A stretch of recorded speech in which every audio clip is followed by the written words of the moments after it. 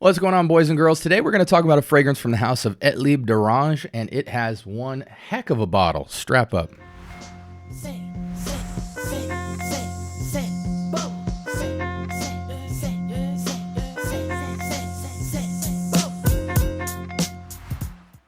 All right, welcome to the Scent Bubble. I am your host for the day. How's that? You guys rarely see me during the day.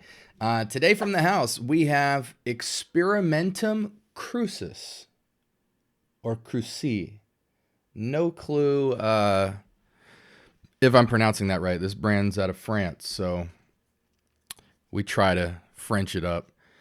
Have no clue if I'm saying it accurately. But nonetheless, this is a unisex fragrance, classified as a woody aromatic, 3.86 out of 5, 2,500 votes. So a lot of people have purchased it. The voting is almost got to get your nose on it, but pretty low. And honestly, from this entire house, Fragrantica ratings, as far as they're concerned, most of the house has a 3.8 and below. A few of them have a 3.9 or a 4, but you don't really see it higher than that. So most of the only ones that really hit are just get your nose on it, and maybe it might be a bottle you'll pick up down the road, but nothing's like showstopper, best of the house, gotta try it. So I'm hoping to find that one because we have like 8 more to go. Okay, so we're going to apply skin and test strip. It's supposed to be a rose scent, from what I understand, dominant in rose. So if it's a woody aromatic rose, that could be nice. It says, Newton, excuse us, forgive us for taking inspiration from your Experimentum Crucis. As your theory has changed our vision of the world, we have tried to create a fragrance that will change the world. Release the poetry of rainbows and gravity in a natural spray and reach for deeper understanding of the relationships between things. A note from the brand. Don't know what Experimentum Crucis is as far as the back history, but it's a pretty clear message, a fragrance to change the world. Interestingly enough, I have high hopes for this because the perfumer is Quinton Bisch. So, master perfumer. So let's see what this is hitting for.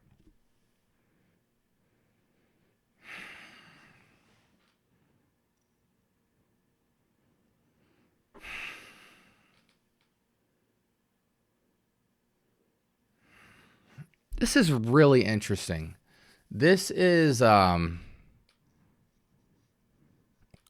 feel like this is like a cultural piece. Like it's on the verge of something very nice, like a cross between some sort of Guerlain floral and like Machino Toy Boy type of rose. But it's got like this, and my son's calling for me, so if he interrupts this, we'll just have to cut him off. But it's got this green apple-ish, rosy-ish.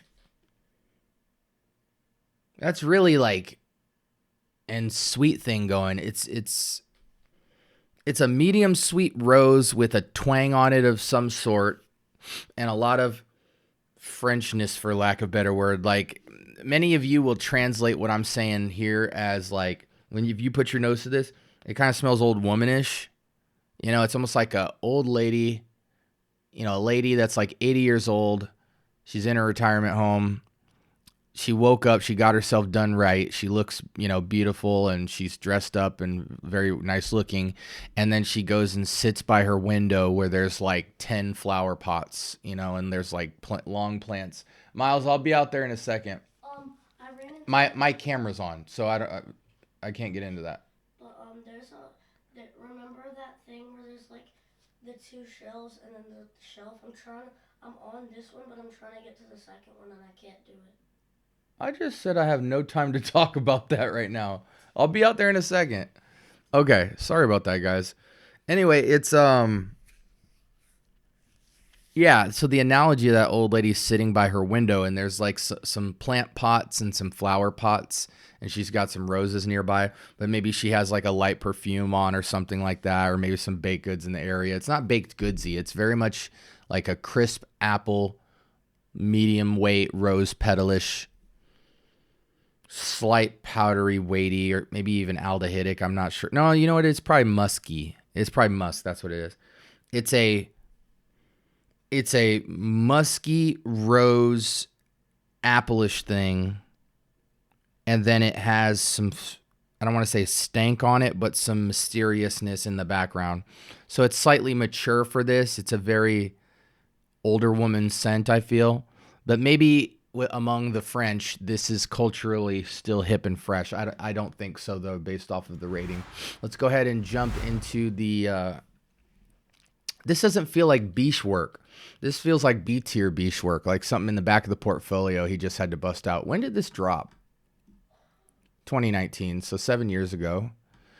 Cumin. Okay, so that's the funk factor I'm smelling. It's very smooth and very well handled. It's just odd. Apple and lychee. So there's where I'm getting all that sweetness on the rose. Apple, lychee, rose, a little bit of honey and jasmine. So here's like kind of like the guerlainishness on the heart. That's a very guerlainish heart notes, for a smell profile.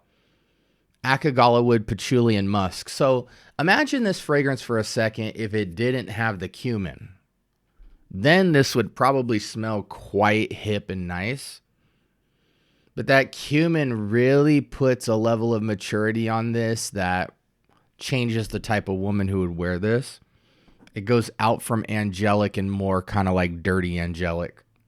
But because of the nature of the smell, it's like a mature floral. I think this is for older women for sure. They call this unisex. Men, you wouldn't like this. You wouldn't like this at all.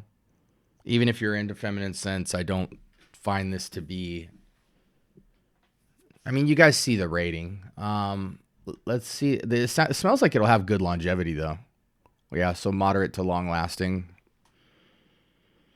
Yeah, I don't want to... I'm trying to do this new thing where I don't really get into a lot of technical factor on the longevity and whatnot, if I don't think the scent is all that. But I will try to give you guys some quick info. I feel like it's low projection inside 2 feet. So like an hour of 2 feet. And then from hour 2 forward, you're going to get 1 foot projection, like just glorified skin scent feeling.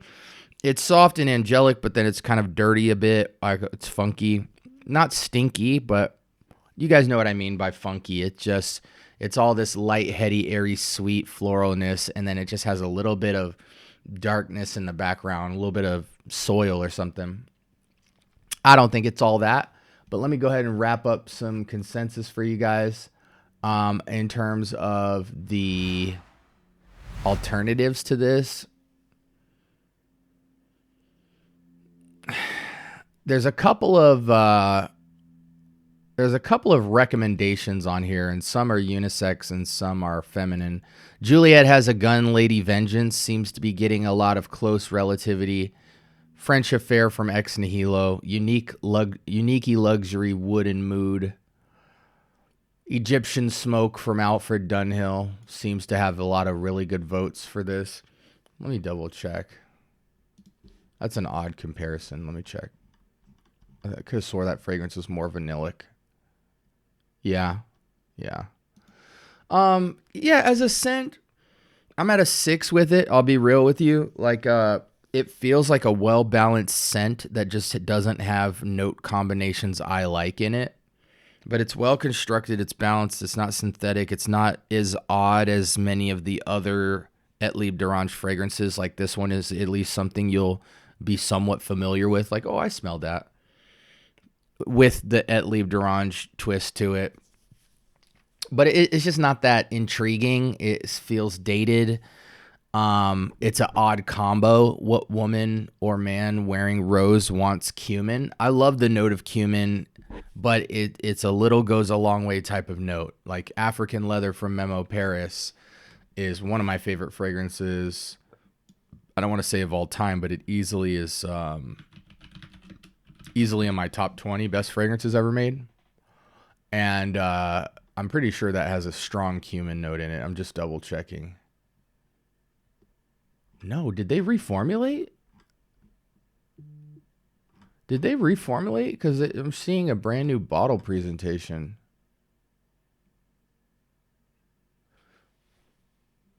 What the heck? Memo Paris. African leather.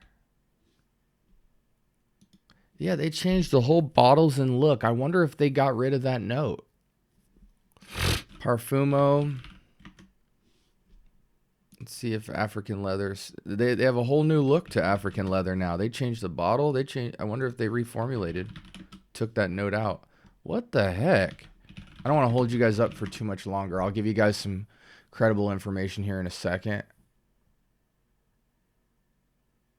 Interesting. Yeah, they're swapping around some notes on this sucker. Huh.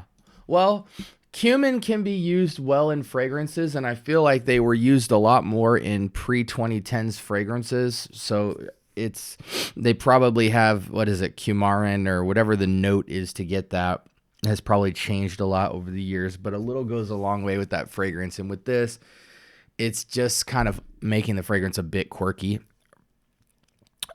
Spring summer for this, it's a medium to light wear with a medium projection. In this scent style, I think you can easily switch over to any of the Chanels and have a much heightened experience. You could go into Atomic Rose. You can go into a lot of the Estee Lauder roses. You can go into any of the Guerlain roses and get this, but much higher quality.